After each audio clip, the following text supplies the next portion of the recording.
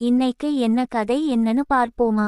கந்தசாமி என்ற ஒரு ஏழை தன் மனைவியுடன் சிறு குடிசை ஒன்றில் வாழ்ந்து வந்தான். வயதாகி விட்டதால் வேலைக்கும் செல்ல முடியாது போகவே தங்களிடம் இருந்த பொருட்களை விற்று சாப்பிட வேண்டி ஏற்பட்டது. நாட்கள் செல்லச் செல்ல அவர்கள் உண்ண உணவின்றி தவித்தனர்.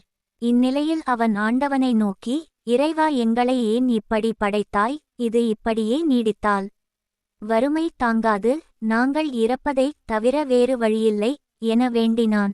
அவன் மீது இரக்கம் கொண்ட இறைவன் அவன் முன் தோன்றி அவனின் குறைகளைத் தீர்க்க அவனுக்கு வாத்து ஒன்றை பரிசளித்தார். அந்த வாத்து தினம் ஒரு பொன் முட்டை இடும் என்றும் அதை விற்று அன்றடம் குடும்பத்திற்கு தேவையானவற்றை வாங்கி வாழ்நாளைச் சந்தோஷமாக கழிக்கலாம் என்றும் கூறி மறைந்தார். வாத்து தினம் ஒவ்வொரு பொன் முட்டையிட அவர்கள் அதனை விற்று வாழ்க்கையை இனிதாக கழிந்தனர்.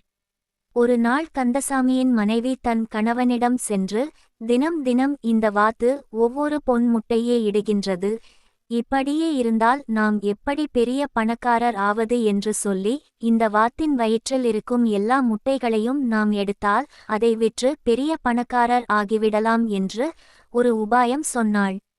இதை கேட்ட கந்தசாமிக்கும் அது சரியென தோன்றியது.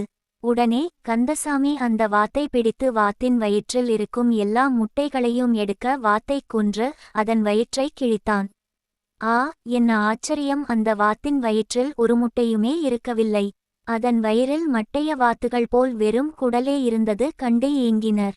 தினம் ஒரு பொன் முட்டையிட்ட வாத்து இறந்துவிட்டதால் வறுமை அவர்களை மீண்டும் சூழ்ந்து கொண்டது. தங்கள் பேராசையே பெரும் தரித்திரத்தை தந்தது என மனம் வருந்தி ஏழ்மையாகவே வாழ்ந்து உண்ண உணவின்றி இறந்தனர். ஆசை அளவுக்கு மிஞ்சினா அது பேராசை. பேராசை பெரு நஷ்டத்தையும் கஷ்டத்தையும் தரும். இதுபோன்ற மேலும் கதைகளை கேட்க மறக்காம சப்ஸ்கிரைப் செய்யுங்க. நாளை மீண்டும் ஒரு புதுக்கதையில் சந்திப்போம். நன்றி.